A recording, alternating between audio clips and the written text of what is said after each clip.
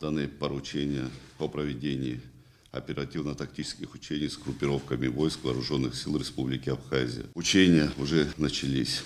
Они стартовали с внезапного подъема по боевой тревоге. Войска приступили к выполнению учебно-боевых задач с момента получения сигналов оповещения и команд боевого управления.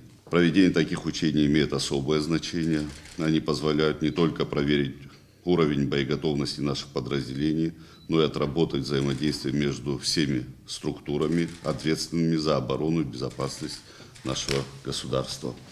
От слаженности, оперативности и дисциплины каждого военнослужащего зависит эффективность всей системы национальной обороны.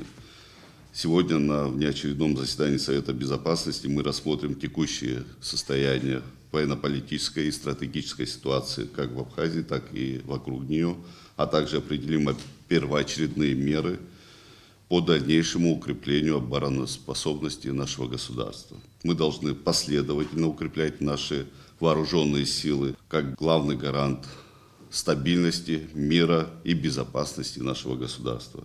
Сильная армия, высокопрофессиональные кадры и надежная система координации действий – это залог уверенности граждан в завтрашнем дне и защиты национальных интересов.